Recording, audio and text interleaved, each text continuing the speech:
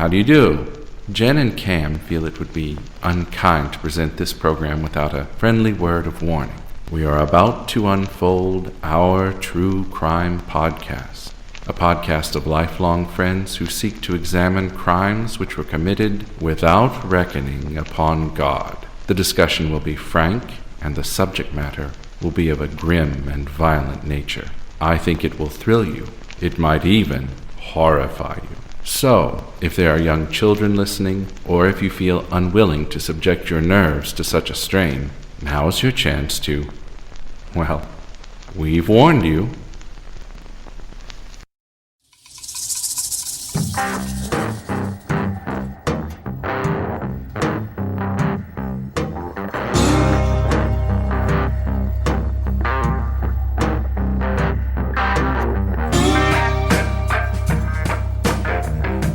Hi, Jen. Hey, Cam, how you doing? I'm doing pretty darn good. How are you? I'm doing fantastic. I hear you have a case for us today, and it's a little local, maybe? I do, but first off, I want to do a special shout out to a special listener. Her mom reached out to us. Her mom, Toby, reached out to us and says that her daughter, Madeline, loves to listen to our podcast. Aww. And she said every time that they get into the Jeep to go anywhere, Madeline asks to put on the murder stories. Aww. Pop it on. Isn't that the sweetest? It so is. Thank you, Madeline. We think you are amazing. Yay, Madeline. And you have absolutely great taste in true crime podcasts. Yes, you do. Yes, you do. Yes. So I concur. And thanks for Toby for reaching out. We really appreciate it. You can always reach us at ourtruecrimepodcast.com or through our Facebook page or at Twitter at ourtruecrimepod. We love hearing from you. And you totally make our day when you reach out and say that you like the podcast. And it's the little things. Makes me happy. We have such bad self-esteem when it comes to this podcast. You have no clue. Low so pod when esteem. you do reach out to us, it really totally pumps us up and gets us going. Pumps us up. Okay. Thank you all, and thank you, Madeline. Thank you, Madeline. All right, you ready? I'm so ready. Let's go.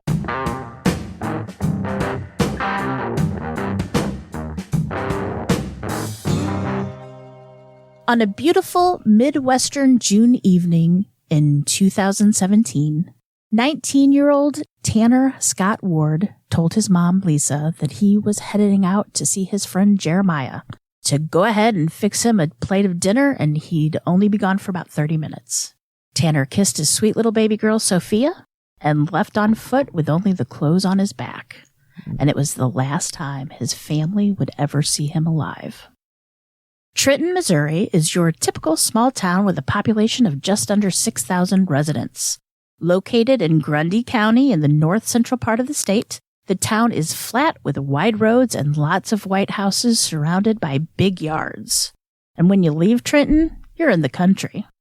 Large green flat expanses roll out in all directions. There's not a whole lot to do there, other than, your water recreations like fishing or boating, and you can't, of course, forget hunting. Oh, don't forget the bonfires. Those are big out there, too. Bonfires. Mm-hmm. Yep. That's kind of the town we grew up in. It is. That's what I was thinking. This is where Tanner Ward lived with his parents and siblings, Tyler, Kelsey, and Katie. Tanner was pretty much a good kid, but through his teen years, he did kind of develop a little problem with drugs. In November of 2016, just 7 months before he went missing, Tanner and his brother Tyler were arrested on multiple charges for a home invasion/hostage situation, described by locals as a drug deal gone wrong. Nobody was injured, but interesting to note that two of the people in that residence at the time were Jeremiah, yes, the same Jeremiah that Tanner was going to see the day he went missing, and the daughter of a woman by the name of Stephanie Miller, who was Jeremiah's upstairs neighbor. The charges filed against Tanner were unlawful use of a weapon, exhibiting said weapon in an alleged dangerous or threatening manner in the presence of one or more persons, and armed criminal action. His bond was set at $35,000. Tanner pled guilty on the charges on November 22, 2016, and the judge gave him 5 years probation. After the run-in with the law, Tanner began to make changes in his life. And by all accounts, he loved his daughter, Sophia. Loved her. Thought the world of her. His relationship with Sophia's mother, Megan, was described as a fairy tale type true love. And he would have done anything for both Sophia and Megan. He had plans to buy Megan a ring and get married. His family said that Tanner was a very happy person. He was always laughing and joking. In an interview with Fox 4 KC, his sister Kelsey said, quote, "He loved his baby girl, his girlfriend, all of us. He was making plans for his future." So when Kelsey's blue-eyed 6'2" brother didn't come home for the dinner his mother had saved for him, Kelsey and the rest of his family began to worry. Regardless of his history, it wasn't like Tanner not to come home or to not call. Kelsey began asking around to find out who this Jeremiah was and where he lived. And in a town this small, it was unusual that none of Tanner's family had ever heard of Jeremiah. Through Kelsey's amateur investigating, she managed to retrace her brother's footsteps from the day before and found where Jeremiah lived. She went to Jeremiah's apartment, but nobody answered the door. She assumed the two were inside sleeping, but knowing how unusual this behavior was for her brother, she tried the doorknob, and it was unlocked. And without giving it much thought, she entered the apartment uninvited. The apartment was a total wreck. Furniture was overturned. There was a hole in one of the walls. There was just the feeling of something not right. You know how that is. Was it gross because they were young and they lived there, or did it look like something had occurred? Well, there's gross, but when furniture is tipped over, and so it looked like there was a fight or something. It looked like there was a fight, Okay. right? It just, something wasn't right. Kelsey had that immediately gut feeling that something's not Little right. hairs on the back of your neck stand up. Right. Yeah. It appeared to Kelsey that a struggle had taken place. The back door of the residence was standing wide open as if people had left in a hurry and just didn't bother to shut the door, or couldn't shut the door. In the middle of all the mess lay her brother's baseball cap, the one he'd been wearing when he left the night before, the one he literally never went anywhere without wearing. On June 9th, Tanner was reported missing to the police. Kelsey took her brother's discarded baseball cap with her to the station. The police assured Kelsey that they would investigate, but their initial response was that he probably, just ran away. He was off with some girl, just clearing his head, and he'd be back later. And of course, he was with Megan. There's no way he was just going to run off with some girl. Kelsey insisted that her brother didn't behave like that, but it didn't really seem to matter to the police. 2 weeks later, there was still no sign of her brother. And it's not made public if the police ever conducted a search of Jeremiah's apartment, even though Tanner's baseball cap proved that he had been there. There's also no public record of police scouring the neighborhood with search parties or search dogs after he'd been reporting missing either. They did, however, issue an endangered persons advisory. Without much faith in the police investigation, the family started searching for Tanner on their own. They put up flyers and they searched all over town. As Kelsey was hanging up a missing person poster one day, she happened upon who? Jeremiah. It appeared to her that he was wearing one of Tanner's t-shirt, although it was just a generic t-shirt, and it was the shirt that, Tanner was wearing when he left. And later it would be revealed that it was most likely wasn't Tanner's shirt. Okay. But it's still. Yeah. At the time, she was strongly believed that it was her brother's, and she noticed what looked like four very small cigarette burn. She noticed what looked like 4 small cigarette burns on the front of the clothing. She asked Jeremiah about it, and he said that it was just stains. Kelsey pressed the issue and said that she was going to the police with this information, and Jeremiah said that he would just meet her at the station. Once Jeremiah arrived, the authorities wanted to run tests on the shirt, and although Jeremiah was reluctant at first, he eventually did give in and give them the shirt, but lab results were inconclusive. However, while the police had Jeremiah there, they asked him to submit a voice stress test. This is known as a CVSA, Computer Voice Stress Analyzer. I don't think we've ever had this on the show before. Voice analyzer. I'm not sure. Stress. Keep going. CVSA is easy to use and much more accurate than a polygraph test. The difference between the two is that CVSA focuses on the instantaneous stress evident into the FM frequency in the voice, which can't be manipulated. Whereas a polygraph measures delayed or downstream physiological indicators, such as breathing, heart rate, and perspiration.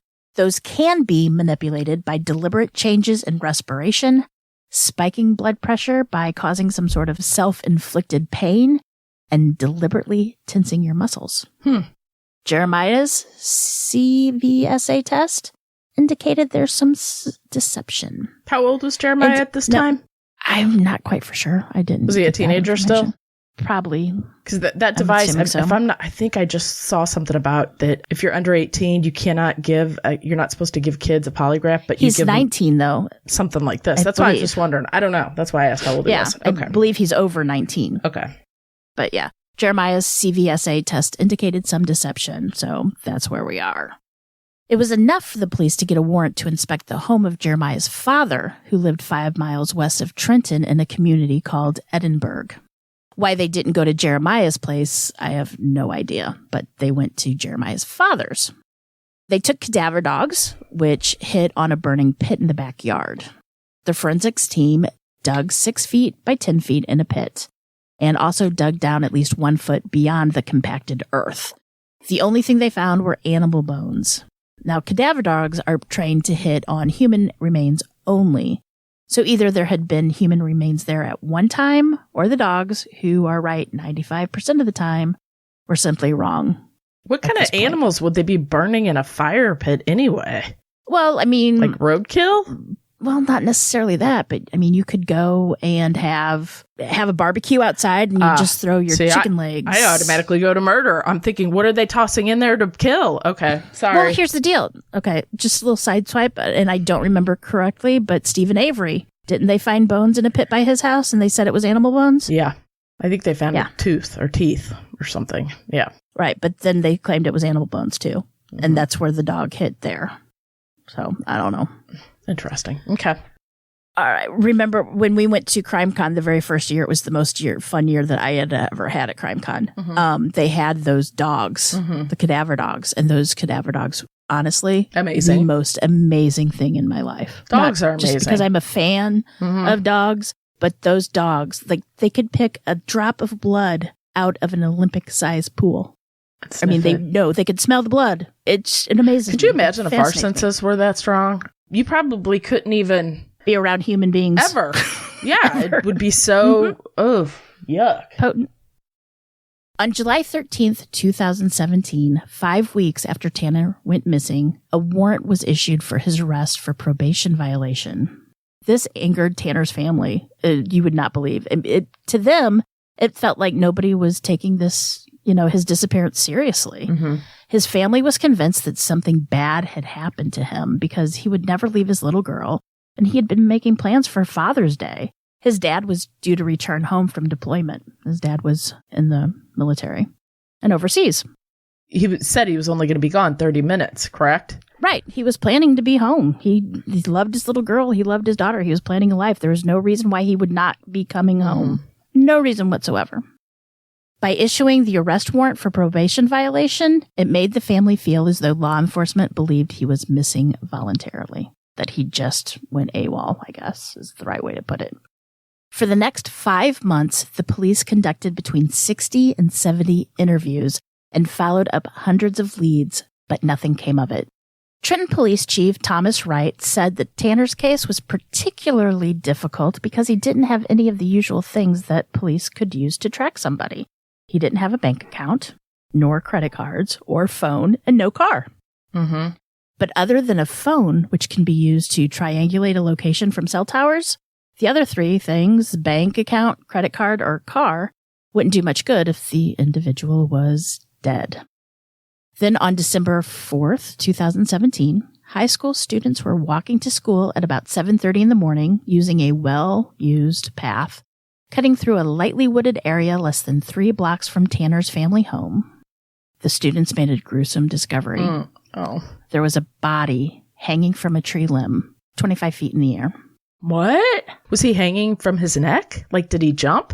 And then did he climb that tree? That's 25 feet up in the air. Is very high. That's what I'm saying. There's a lot of trees that would be there's a lot of easier ways than that. Wow. That's awful.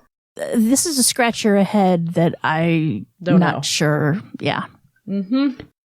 The police were called to the corner of Shanklin Avenue and East 12th Street near GFG Farm Services by an abandoned grain elevator.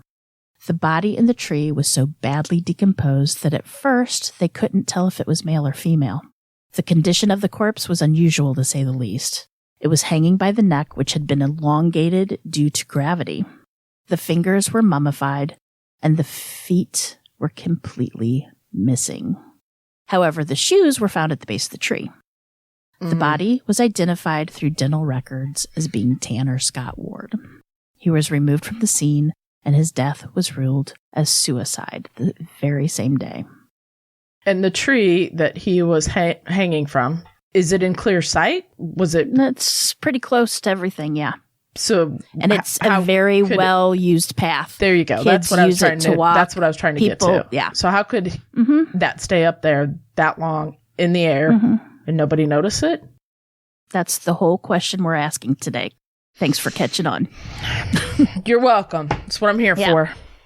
Trenton Police Chief Thomas Wright said, quote, "We very much believed with the circumstances surrounding Tanner's disappearance and some other mitigating factors, we believed that there was foul play involved, but none of the evidence points to that now." According to the autopsy report issued by Dr. Eric K. Mitchell of Frontier Forensic Midwest LLC of Kansas City, Kansas. That's a lot to say, by the way. I'm just laughing. Put the whole name in there. Gotta do what you contact gotta do. them, please call. Okay, go ahead. There was no suspension of Tanner Ward's body by anyone other than himself, and the bark on the tree had not been disturbed. No evidence of sawing or sliding action of the cord across the bark, which I don't quite get. And the bark disturbed. How do they know that? Because if they're saying it was a suicide, he would have disturbed the bark to climb up the tree and crawl out on the branch. And I'm no investigator, but I play one on the podcast. But if you're up there, I'm guessing, and he would jump, that would disturb the bark. So how could they say that? You would think there'd be sawing and sliding action. Yeah, I would think, unless he'd already perished, he would probably also fight a little bit because it's natural. So that again, the bark would be disturbed. Okay. Well, I'm just telling y'all what Dr. Mitchell said. I have some questions, Dr. Mitchell. You better call me. Okay, go ahead. Well, however, in the Crime Watch Daily video, which you can watch, it's pretty interesting. They did a great job. You can see that there is a furrow in the bark of the tree where the rope was tied. And furthermore, quote, "The anatomic finds and scene presentation indicate there is self-suspension, not suspension of the body by others." That was Dr. Mitchell's conclusion. Mm-hmm. The report also noted that the body was hanging, quote, "well above grade over an area of branches, brush, and other detritus, and was wearing a shirt." The cord from which the body was suspended had been wrapped around the branch multiple times.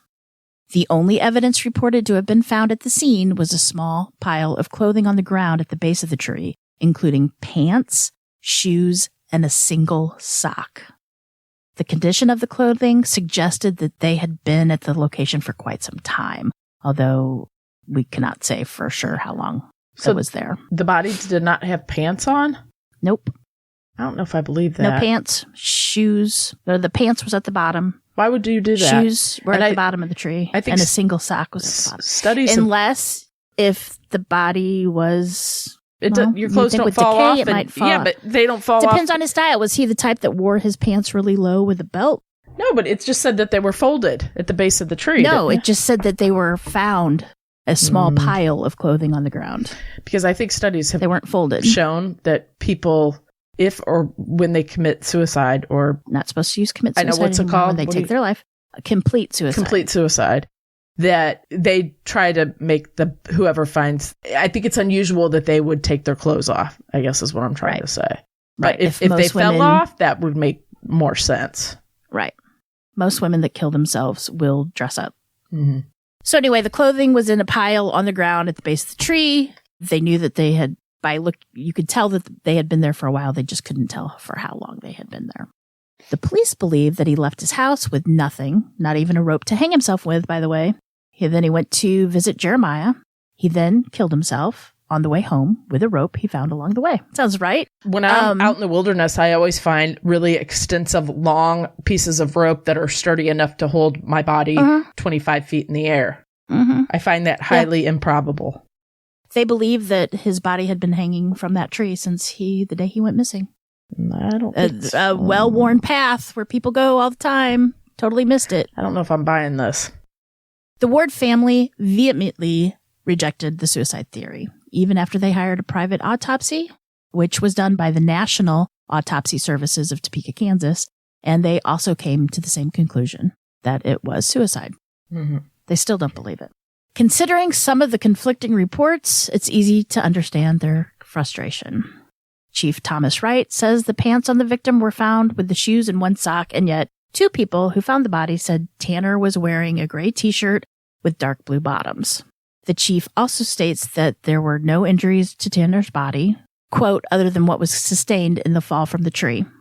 Yet, he was clearly found hanging in the tree. So does that... I'm confused. So Right. The fall from the tree, did he mean the fall as a neck injury, or did he mean fall all the way? That's right. So does that mean the coroner somehow dropped the body while removing it? Or is the chief of police mistaken? Or were those injuries that he spoke of never taken in consideration when they determined that it was suicide? He made it to Jeremiah's house. Is that correct? And I'm assuming so, He found the rope on the way home? Sounds like. Well, he had to make it for Jeremiah's house. His hat was So what happened at Jeremiah's house? Your guess is as good as mine. That police talked to Jeremiah? Yeah, remember he flunked that CVSA test. Did he say what they talked about? Not that I could find. Interesting. And we don't even know if they went to Jeremiah's house to never found anything about that. Because if the police checked Jeremiah's apartment. My multiple questions that I have, one of them would be, how was Tanner's demeanor? Did he go to say goodbye to Jeremiah because they were friends? They weren't really that friends. I mean, remember like months prior, he did a hostage situation where Jeremiah was one of the hostages. So it was kind of odd. And that Jeremiah's apartment or place he lived was kind of ramshackled. Okay. Yeah. So far as Tanner's feet are concerned, because remember, he didn't have any feet. The theory is that they fell off due to gravity or natural decomposition. Now, the idea being that gravity would take its toll soonest on the parts closest to the earth would be his feet. But considering there was no sign of his feet inside the shoes found at the scene, this has led to many to doubt this theory whatsoever. They clearly stated the feet were missing, and if they had been in his shoes, they would not be accounted for. Also, predators would likely have taken the whole shoe to try to get the flesh inside. That's disgusting to think about, but it's true. But the shoes were still at the base of the tree. No bones were found.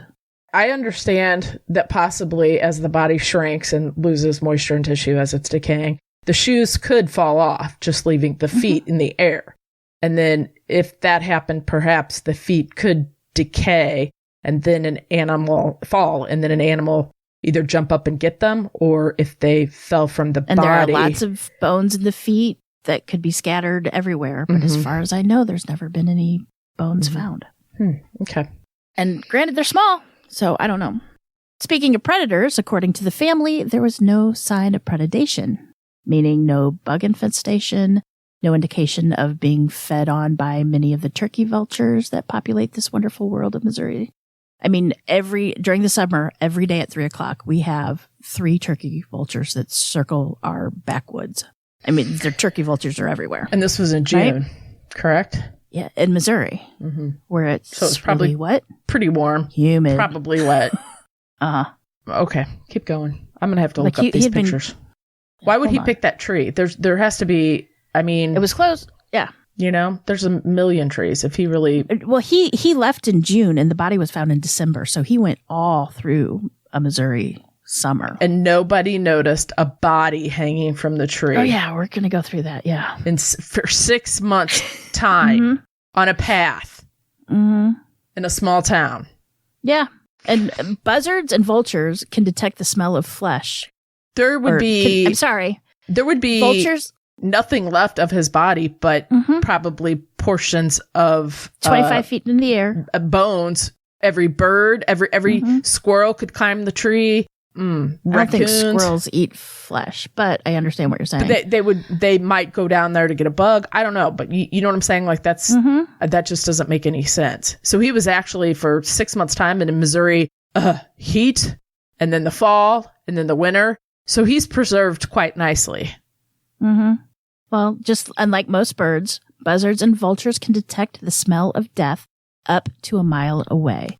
And as many as 40 vultures will circle overhead while others take their turns at the remains. So is it really realistic that not one vulture could detect Tanner's? No. Sounds like to me that body was somewhere else for 6 months and then put in that tree. And in addition to those reasons, the family can't accept the suicide ruling because Tanner was not depressed or suicidal. He'd never even mentioned giving up on his life. And to be fair, that happens a lot. You know, that people do. They do end up doing that. Nobody had any clues. And that's part of the illness. Right. However, it is part of the illness. However, I'm more concerned about some of the other stuff going on. By all means, Tanner had completely turned his life around. He had a daughter. He was looking forward to his future with Megan. He had made Father's Day plans to see his father. That was only 2 weeks away. I mean, and why? Why would Jeremiah be the person he would pick to see last? Plus, I also think I'll be back in 30 minutes. Keep my dinner warm. Make me a plate. I'll be back. Okay. Go on. So they believe he was, Tanner's family believes he was murdered and that his body was hung in the tree at a later date. That's what I said. And one reason they believe this is because the area where his body was found had been searched by the family already. He's a boy, obviously. He's 19. So even if he was a small, slight guy, he's an adult. Like, it's not like it's, 12 inches of something hanging in a tree. It's not like it's a dog or a cat. It's a person. He's 6'2". There you go. Come on now. Come on. Nobody noticed that? I mean, they had searched that area. The wooded area is not isolated or dense with trees. In fact, there are several churches just a few blocks away. And contrary to Chief Thomas Wright saying that 2 teens who found the body usually got dropped off at school, those 2 teens who actually found Tanner had actually been childhood friends of Tanner's. And they had walked that path fairly regularly. And there was even another resident by the name of Veronica Vestal. She said that she was right under that tree just 11 days before. And she didn't see anything either. And let's just mention here, for those of you listening at home, if you've ever been to Missouri in August, it is humid. It is close to 100 degrees, if not 100 degrees, but it feels more like 130. It is so humid and sticky and wet. And you mean to tell me nobody could smell that up there in the tree? Yep. And in Missouri, here we have, dead animals all the time on the roads. You have your windows up and your air conditioner on in the summer, and where's the dead animal? You can smell it coming through your car before you even hit it. Well, it's funny you should say that because there was a construction worker, and he's on record to saying that he worked 10 to 20 feet away from that tree all summer long, and he never smelled anything. He never saw anything. And he stated firmly that he believed Tanner was not up in that tree over the summer. I don't think he was. There's no way. There's no way. So how could a body have been hung up there for 6 months in a Missouri summer and no one smell anything or see anything? And the answer the police gives is that the wind could have dispersed the odor and nobody looks up when they're walking.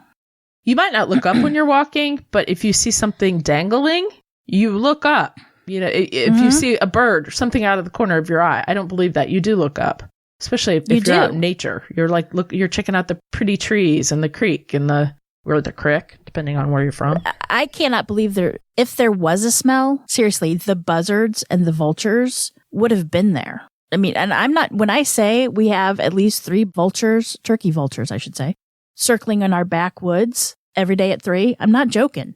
You can time it by your watch. What are they waiting for? They start at one end, they're circling and they're waiting for, I don't know. Something to eat. But I guess that's how they're searching for food. They're just flying around. But there's nothing scary than being at the pool and having these low-flying turkey vultures just circling around. They're so ugly, those poor things. You would think that somebody would have noticed them. I mean, it would, I don't know. The smell. And I don't care which way the wind goes. Then it would just be downwind, upwind, whatever you want to say. It's got to be horrendous. Like around here, when there's a dead deer, It's horrible. Horrible. It's disgusting. And it stays in the car for a while. It's gross. Somebody would have had to see something. But what about the mummified fingers? His tips of the fingers were mummified. Well, according to Dr. Bill Smock, go ahead. I'm sorry. I think he was somewhere else. I think he was stationed somewhere else. Maybe his feet were chopped off. Did they check that? Well, no. What a great way to not escape if you can't. I know. If you don't have feet. Dr. Smock said that mummification can happen within 2 or 3 months, even in humid conditions. However, a quick Google search will bring up contradictory information. Natural mummification process usually happens in extremely dry environments that allow fast dehydration of tissues, simultaneously slowing down or inhibiting the decomposition of bacteria and other microorganisms. Natural mummification is also more common in newborns and adult females. It's also more common in people who died due to large hemorrhages, anti-mortem administration of antibiotics, and from poisoning by either arsenic and potassium cyanide. And of course, hundreds of years ago, bodies were tossed into Irish peat mogs. I was always fascinated by those mummified bodies. The bog bodies. Those bogs turned out to be so acidic that bacteria and other microbes couldn't use them as hosts. Desert conditions can also cause mummifications. Ice also can preserve a body. Mummies have been found in the Indies in Chile and in the Italian Alps because it's cold. I think he was hidden somewhere for a while, probably in a freezer.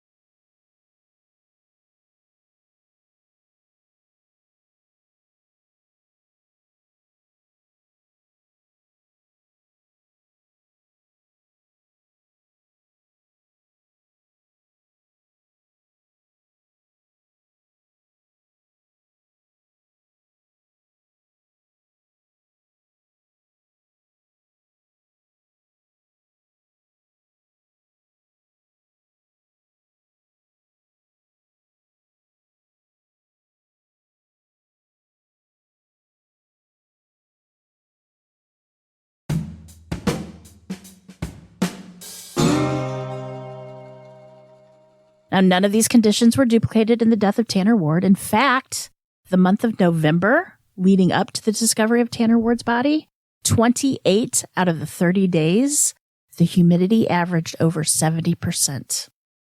And the summer months, if you again average out the extreme highs and lows, the humidity was still well over 70%, with July and August being particularly oppressive and miserable. It's brutal. As is all July and August. I mean, we're not talking Louisiana and Florida miserable, but no, it's close. Close. We have the Mississippi and the Missouri rivers right by us.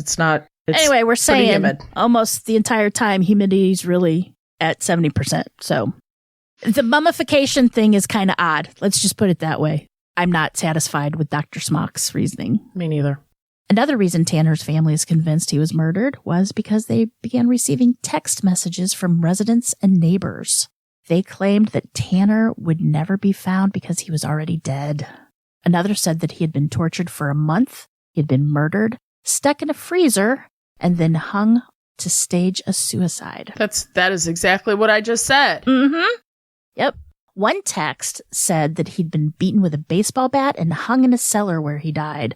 And although no severe injuries were found on the body indicative of a beating with a baseball bat, both of those scenarios could certainly explain mummified fingers. We need to talk to Jeremiah. It's weird. Small town. Not used to that. I understand. So the family believes that he may have been killed in retaliation for the home invasion that he perpetrated 7 months prior to his disappearance. His sister Kelsey, in particular, thinks that Tanner was just supposed to be maybe roughed up, but it went too far, and he actually was killed. Was he still using drugs at the time? As in, did he maybe owe money to somebody? It was a drug deal gone bad. I don't know. That's the whole situation. That's the whole. Because that would make sense with the torturing and such. It is coincidental that the mother of one of the people that was held at gunpoint by Tanner and his brother Stephanie Miller. She just happened to live upstairs from Jeremiah. And that was the same apartment that the hole in the wall and Tanner's hat was found. And of course, Miller denies any involvement in Tanner's death. But nobody's really been able to explain why Tanner would now be friends with Jeremiah, one of the people that he held at gunpoint. Despite all of this, the police are having none of it. Chief Wright says that he can sum up the case in 4 words: misinformation, speculation, conjecture, and rumors. He also said that the social media theories are, quote, cruel and dangerous, and on some level, it's slanderous. Slanderous to the police officers and the investigators? To Jeremiah. I didn't say anything about Jeremiah. I just said I have questions. That's all. I know. No, I'm just saying that's what the chief said. It's slanderous.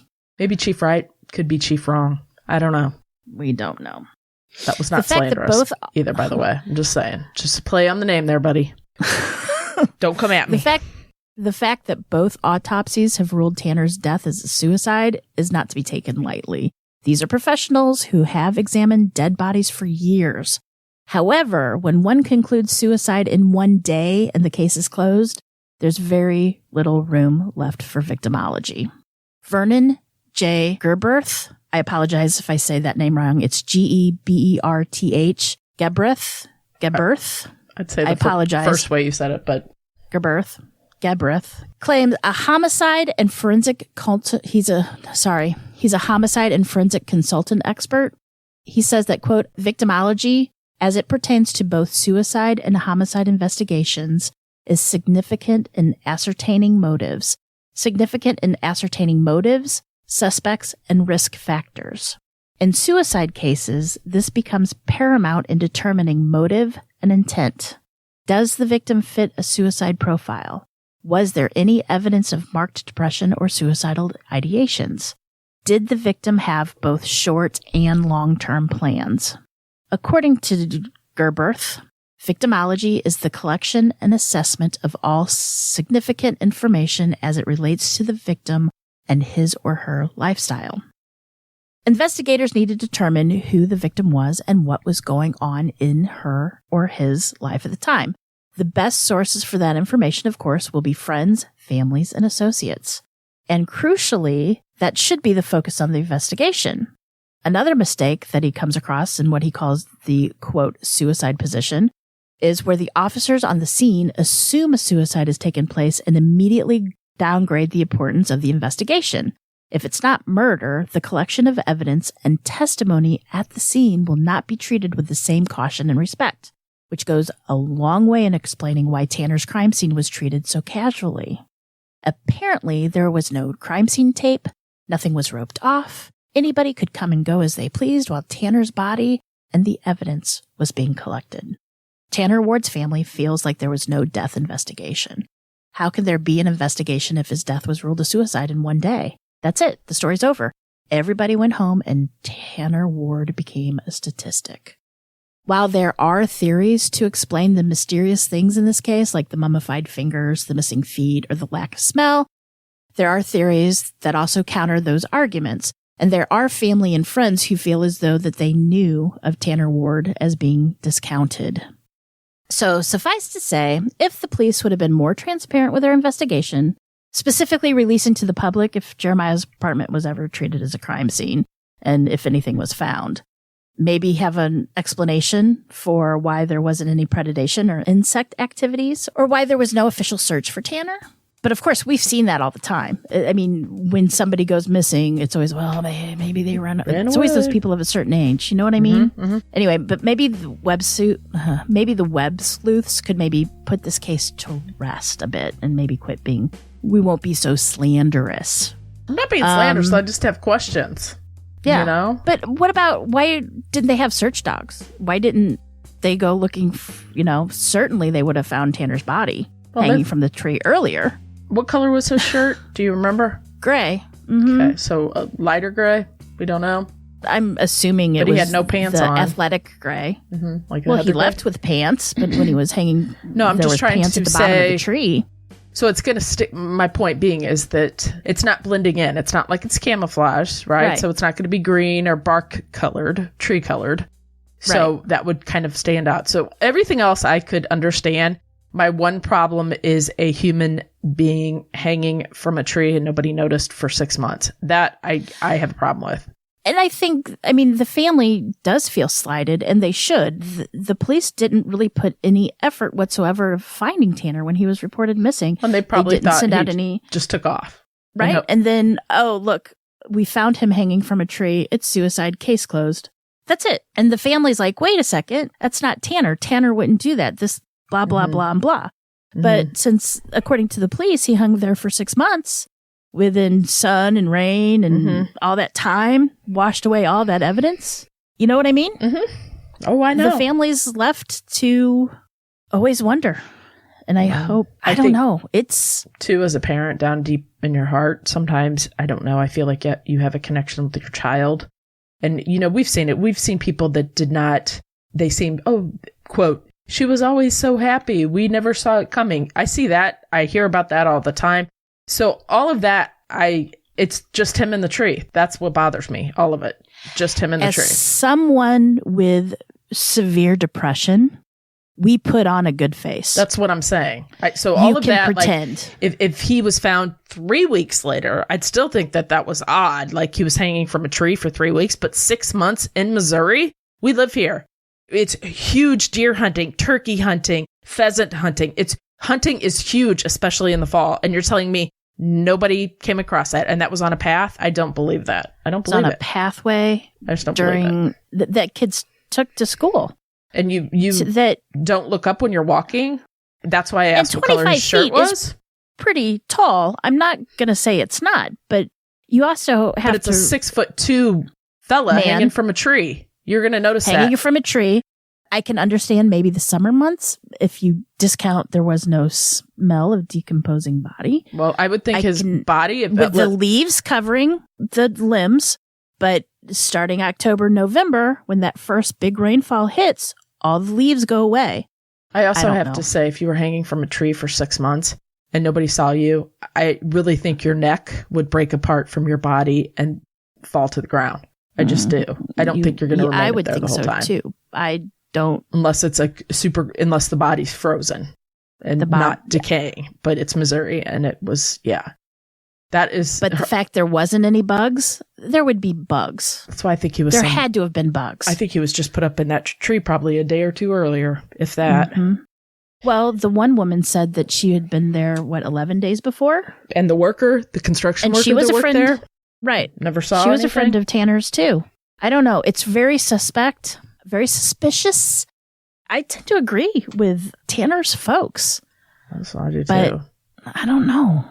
The whole thing's really weird. I don't want to be slanderous. I want to go see the tree. But I need to see it in proximity to the surroundings. If you do see I mentioned it. Hold on. Here's another thing that's interesting, because we live here in the Midwest, and like I just said, hunting's huge. So a lot of times I will be looking and I'm be like, ooh, what's that in the tree? And it's weird because it's brown or it's a tree stand and I can see it, and it's camouflage and I can see it because it's just odd shaped.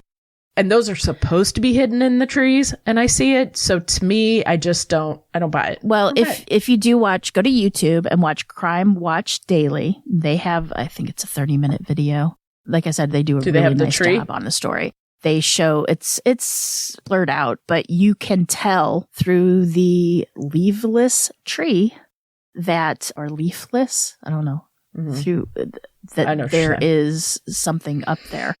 And I'm going to admit, I don't look 25 feet and up in the air when I walk. I usually look on the ground. But I'm sorry. I cannot believe there wouldn't be any sort of odor, especially, and it wasn't that far away from a business, the construction worker there. Out of boredom, the construction worker's there all the time. You don't think he's going to, on his break, when he sits down, drink some water and have his little half sandwich that his wife made him, he's not going to look up around his surroundings? Well, you would notice an odor.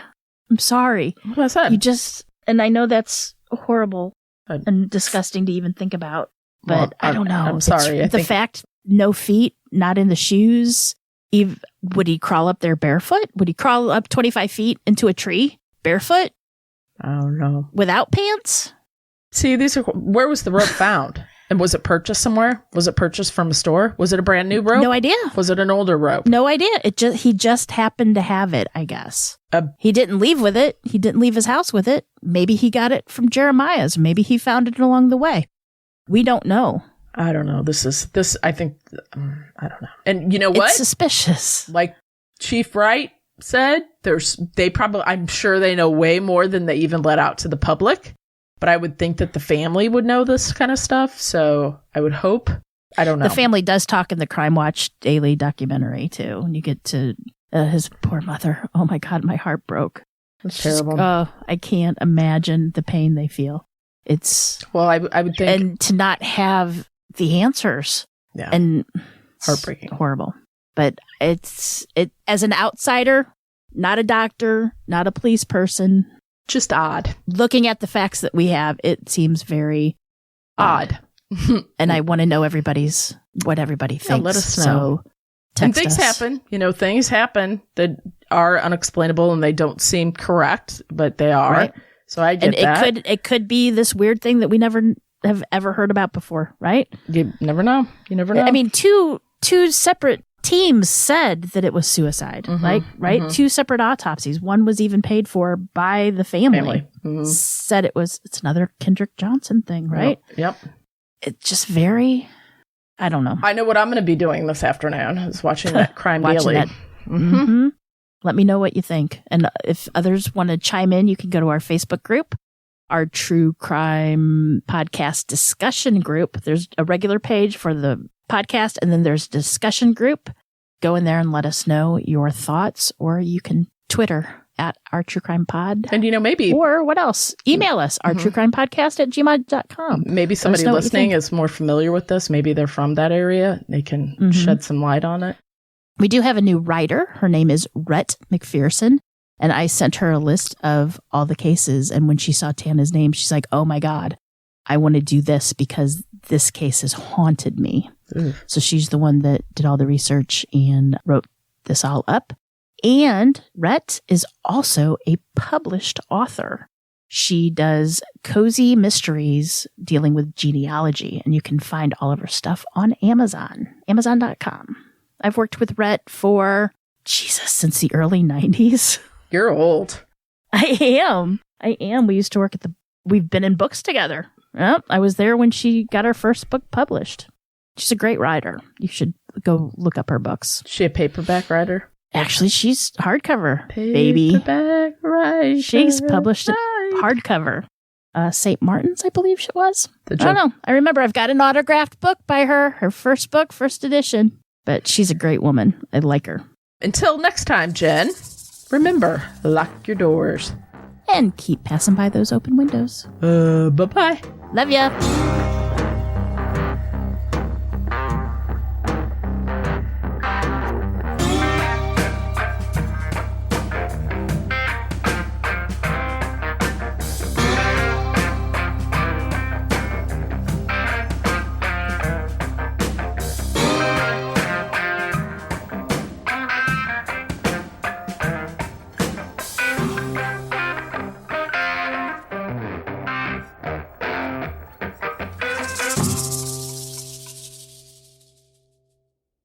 The report also noted that the body was, quote, well above grade over the area of branches, brush, and other detritus. Did I say that right? Detritus? Jennifer, I don't even know what that word there means. Debris? Is that what that means? No, it's not. Let me look that up. Sorry. I probably Is that meaning that he, I'm still trying to picture this. I think I need to look this up. Loose fragments or grains that have been worn away from rock. Yeah.